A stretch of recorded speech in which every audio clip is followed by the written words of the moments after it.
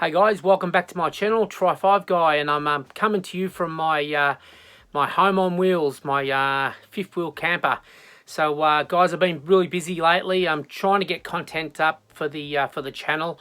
I hope you enjoyed this one. It's like a picture video, you know, like it's mostly pictures, a little bit of video in it. If you watch it to the end, you'll see some video footages of what I'm doing. But it's an LS3 converted 57 with a Procharger on it.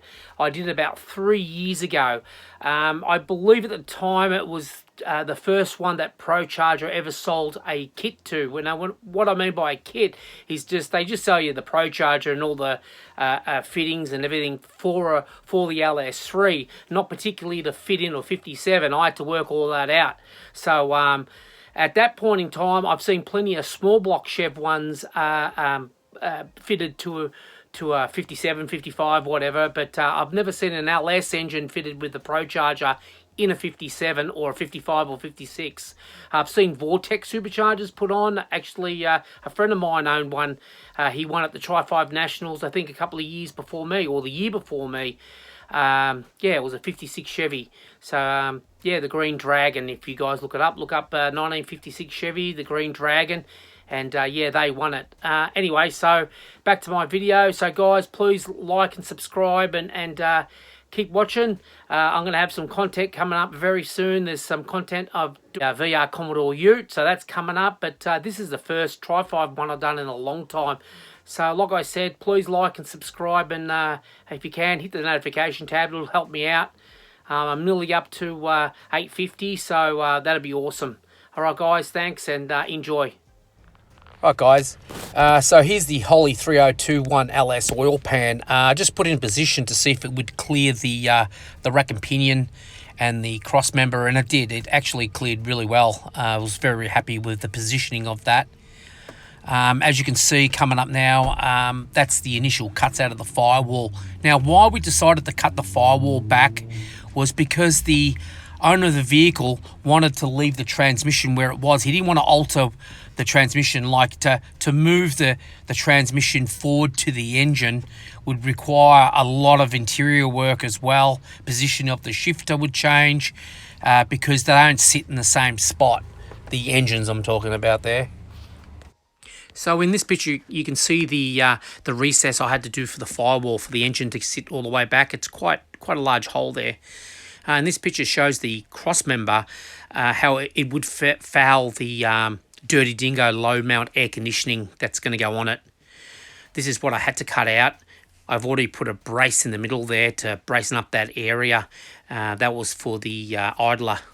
And here is where I would have to cut out for the rear of that air conditioning compressor. This is a section I cut out of it. Of course, I re-braced that engine mount. Here's a frontal shot of the engine bay with the engine. Side shot of it. Yep, and in this one, you can see how far back the engine sits. Enough room for that supercharger. Here's another frontal shot of it. Just another picture of the side view where the alternator is. You can see there's no room for air conditioning up high, the way it's situated there. And the low mount area for the air conditioning.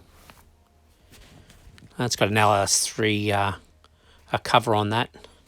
We didn't use that in the end. Just another shot of it. Sort of glad we didn't put the LS3 cover over it. This is actually before the engine. Just starting to put in the firewall in this shot. Had to make it into sections rather than buy one that was already fabricated because of the vintage air conditioning. Just various different shots here of me modifying the firewall and making the new firewall section. Those two end sections we actually bought. You can buy them. Just made life easier. And there you go. I'm making the top corner pieces there for the firewall. It's getting closer to be fitted in. Steering is on. Down shot of the firewall, the front end there. Starting to put some filler work to finishing it off on the firewall. It's coming to take shape. As I mentioned earlier, the vintage air was touching the back of the firewall. So we had to be very careful, and that's why we made our own. You'll notice the recess there, the extra little recess step. That's for the back of the engine. There's a few things there that get in the way. All right, nest pick. You can see the recess in the cross member there for the idler for the air conditioning. Had to be done if you want a low mount Dirty Dingo. Okay, tangerine pearl metallic there. First coat, and the engine sitting back in position.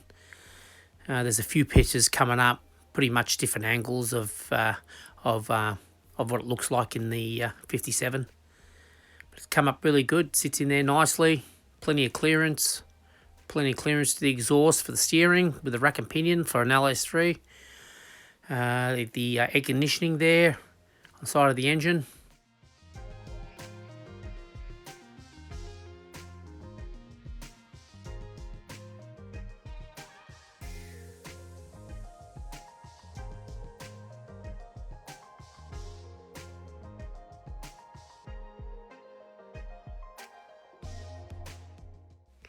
Okay, and here's the intercooler going in and the B-cooled radiator. Just setting it all up there, ready to install. Make sure I got correct clearances for everything. Fan all supplied as well with the kit. It's a crossflow kit from B-cooled radiators. In this pic, you can see it's in line with the top radiator support panel there.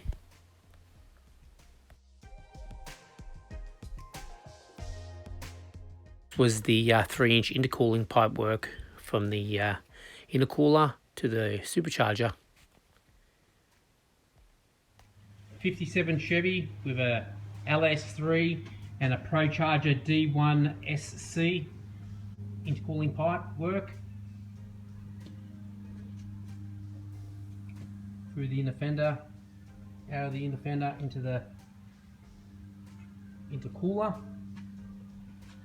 And back under here, back up through the inner fender, back out of the inner fender, inside under the fender, back in through the inner fender, back into the throttle body.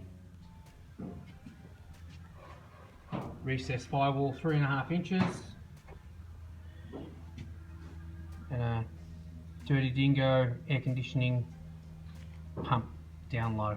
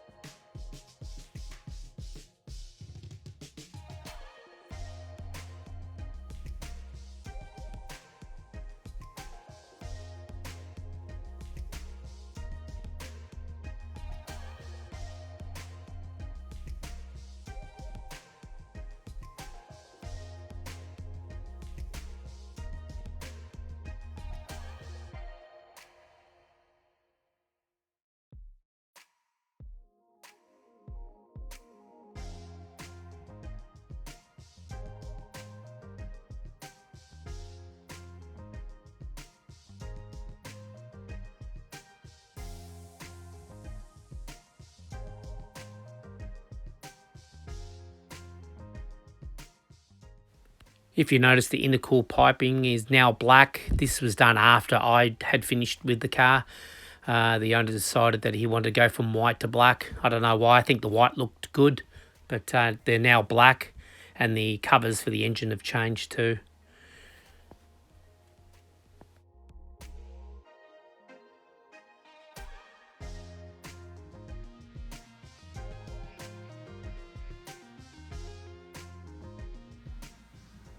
Dave, here's the last coat of clear on the car.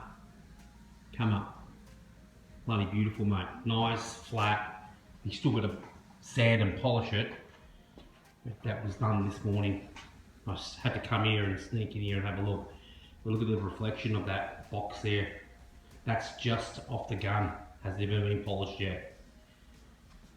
Door handle delete. Look at the shine. Look at the fluorescent lights. The shine off them. Beautiful. Beautiful. It's a killer paint job, man, I'm telling you. Done a nice job painting this car.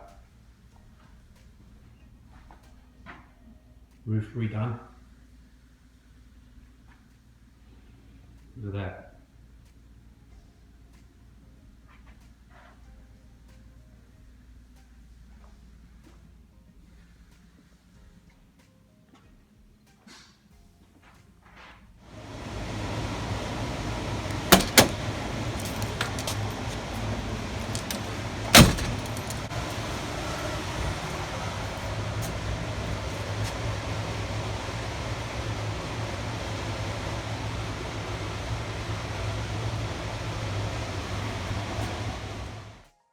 Hey guys, thanks a lot for watching this picture video. Please like and subscribe and hit the notification bell.